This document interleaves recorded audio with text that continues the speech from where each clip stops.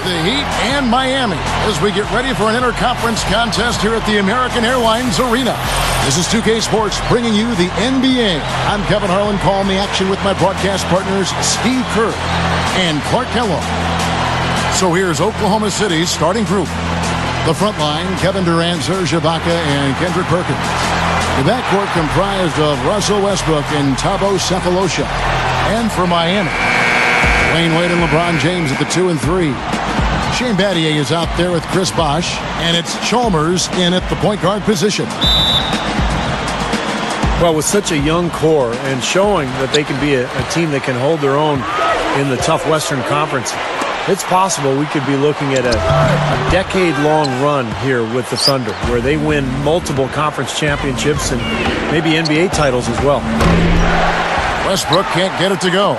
This guy's a good three-point shooter, but that was probably from a little bit too far. Yeah, not what I would call working to get the best shot either. Here's LeBron. Cannot hit. And the Thunder going the other way now. See, that's a good thought. You certainly have to think so, the way they are dominating their division and the rest of the West the past few years. Clark, what a solid young core they have to go with. Yeah, they're fantastic, Kevin. Such a young team. They've been knocking on the door for a championship the last couple of years, and they should be a contender as long as they can keep this core together and stay healthy. And so it's the Heat hitting on the board first.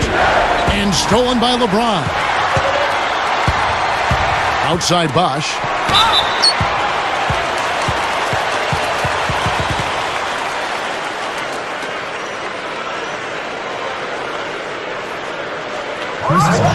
You know, the Heat knew it was all about the playoffs for them last year, Kevin, and ultimately they would be judged on if they were able to win a title or not. That's maybe harsh, but that truly is the reality for that group. It is there, you're right.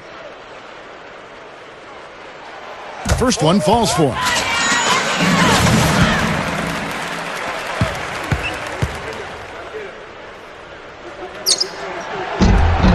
That's also good, so he hits both free throws. A lot of big men struggle at the line, but that's a strength for him.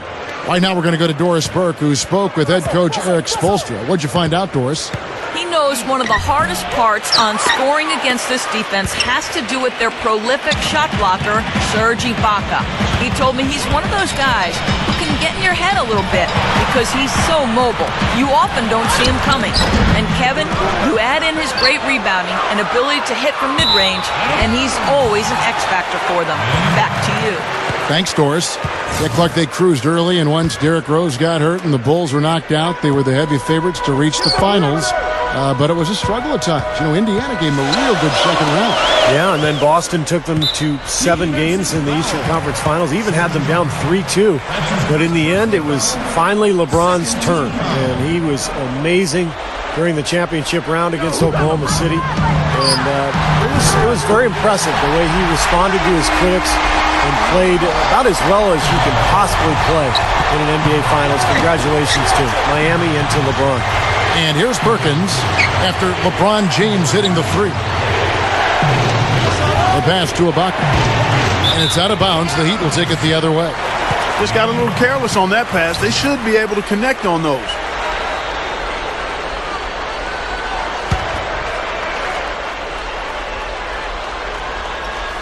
And about 2 minutes played here in the first quarter. The drive by. Oh, man, what a play.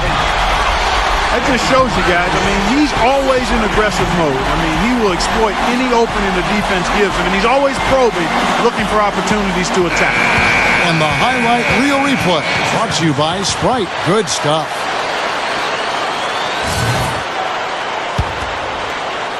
The Thunder have gone 0 of 4, missing their first 4 field goals here. Cephalosha passes to Ibaka. Outside for Durant. Oklahoma City moving the ball around. Here's Perkins to end the run. Blocked. LeBron against Westbrook. Oh, and the jam by LeBron. That's another one for his highlight reel. Just one of many dunks we've seen him throw down like that. But Clark, it never gets old, does it? No, it doesn't. Steve, huh? Something else. No, not for me. I mean, I'm always ready to see more of those. And that replay sponsored by Sprite, giving us a great look at that one. Well, guys, I thought acquiring Shane Battier was a terrific move for the Miami Heat, both on and off the court. You know, on the court, he's a great shooter and a smart defender. Makes that corner three to space the floor. And then in the locker room, with his maturity and his leadership and his ability to handle the media, a really good role for Battier in Miami. Stevie touched on the presence of Shane Battier, a very cerebral player. He enjoys that part of the game. He did at Duke. He does in the NBA. He said he looks at basketball, Clark, as a sort of chess match. And I think that's been his edge, Kevin, his approach, his mental approach to how he sees and thinks the game. And Kevin, he's really solidified his role as the closer on this team. You know, Miami struggled to figure out whether they'd go to LeBron or Bosh or Wade at first. I think Wade has become the guy. Well, I tell you what, it's nice to have two guys that are capable of closing, Steve. And I agree with you, though. His aggressiveness and confidence probably give him a slight edge in closing over LeBron. You can play great defense on him, but he still typically finds a way to get the shot he wants. Chalmers, and he bangs it home with one hand. They're getting whatever they want in the paint early on. Well, doing work inside, that's why they've been able to build the lead. They've been playing smash mouth basketball. You know, and moving forward for Miami, they probably won't have a lot of cap room because of the big contracts of Bosh, Wade, and LeBron.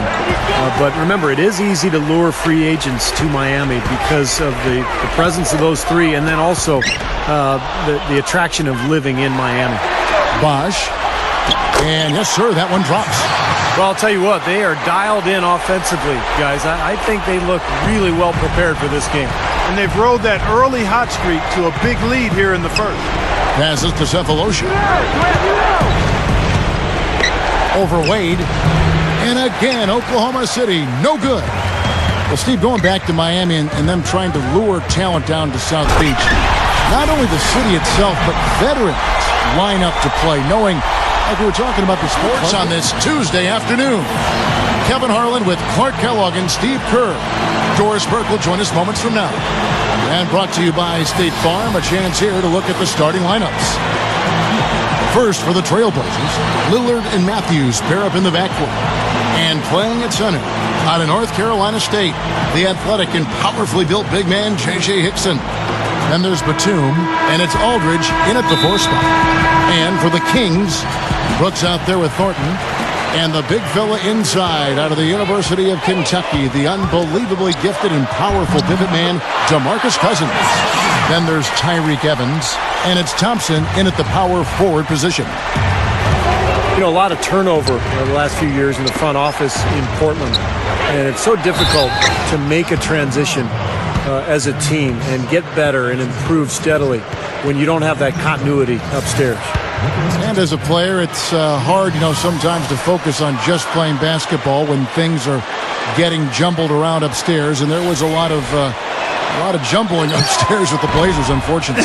Yeah, that is unfortunate, but it is part of the territory. And these guys are human, even though we think they're robots because of them being professional. When things are bumpy within the organization, it can make it tough to handle your business between the lines if you're a player. That's a shot that he sometimes struggles with, but you can't fault him for taking it when the defense backs off like that. Yeah, there aren't many players with the combination of size and strength and skill as DeMarcus Cousins. He's a great rebounder. He can pass. He can knock down a jump shot. So this kid can do it all. It's just a matter of putting it all together. I agree, and with his length, you might want him to be more of a shot blocker, Steve, but he's one of the best in the league at taking charges, and that's surprising for a guy of his size. Well, the question for DeMarcus Cousins has never been talent. It's just about maturity and consistency. early last season with Sacramento. There were reports that he had asked the Kings organization for a trade. They responded by basically telling him he needed to grow up. But you know what was encouraging was that he really played better as the season went along. He's got a ton of talent. If he can ever put it together, he could be an all-star. A little lucky, frankly, but they did get it to go. Let's catch up with Doris from the sideline. Yes, Kevin, Pete Smart had a few moments and a few thoughts to share with me. He talked about the respect he has for the game of LaMarcus Aldridge and how tough it will be for them to slow him down, saying Aldridge is tough because he can score facing up or with his back to the basket. And with his length, it's tough to bother his shot. We'll look to deny him the ball when we can and just try to make it as hard as possible every touch. Kevin, we'll see how successful they are. Thank you, Doris. Now, here's Hickson. Outside for Batum. Matthews on the clock. Over Brooks. No luck.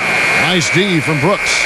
And you go back to Cousins last season. He improved his scoring and Clark his rebound. And I think he started to really take better advantage of his strength inside, Kevin. He has a lot of skill to do a lot of different things as an inside player. But his size, strength, and good hands make him special. Here's Brooks.